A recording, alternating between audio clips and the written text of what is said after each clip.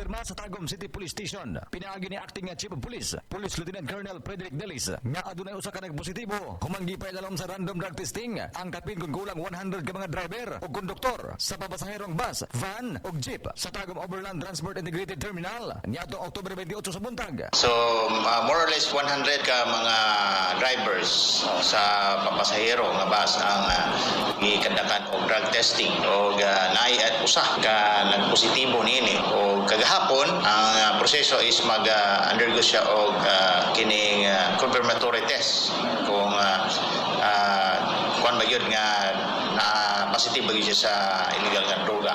Sumala ni Police Lieutenant Colonel Delis, usa ka driver sa papasahirong bus ang nagpositibo. Kansang gipaidalom na usab sa confirmatory test aron masayan kung kini positibo sa paggamit sa illegal nga droga o sa gayon matud ba nga makumpirma. Intrigo kini sa iyang gitrabaho ang kumpanya alang sa interbensyon. Pag na-confirm na is ibalik siya sa iyang company para sa intervention nga paghimuon. So posibleng mag-undergo siya og community rehabilitation or SIMPRAP, no? So di man na pwede pailan og kaso kay voluntaryo man ang pagkandak sa mga drug testing. Matud sa hepe dili pwede mapasakan og kaso ang bisan kinsa na positibo sa drug testing nga voluntaryo miuyon sa pagpa-drug test. Sanglit dili kini dinakpan sa operasyon o obligasyon sa ilang kumpanya kung unsa ang ilang mahimong desisyon.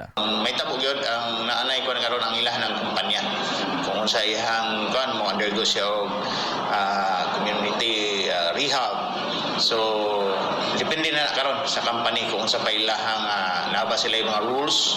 It's up for the company sa maong bus kung unsa ang mahimong silot niya makuha sa maong nagpositibo sa drug test. Gihatakan sa gibugaton sa opisyal ang nagagamay nga ihap sa nagpositibo sa random drug testing atol sa Upland Harabas sa Tagum City nga inisitibo sa LTO ang sanglit sa tuig 2023 adunay upat ka mga nagpositibo samtang duha sa tuig 2024 ang Upland Harabas sa usa ka programa sa LTO nga gisuportahan sa Philippine National Police nga gipagayon sa naglaing-laing pampublikong terminal sa tibok nasod isip pagsiguro nga walay driver o konduktor nga nagagamit sa illegal nga droga atol sa pag-obserba sa kalag-kalag. Ang purpose nito is to assure the public o kaning mga travel nga safety yun ang to ang kadalanan tungod sa pagkakaroon. Padayon ang anti-illegal drugs campaign sa Tagum City Police Station. Nagpahimang usab ang hepe sa mga driver nga mahimong responsable sa paglikay sa daotang bisyo alang sa kaluwasan sa ilang mga pasahero. Aron makabaton og limpyong lawas gikan sa sulod og gawas, mag Santon Gold Coffee Mix alang sa nagayusang Pilipino para sa Pilipinas, katropang Lar Sanyol, XFM News.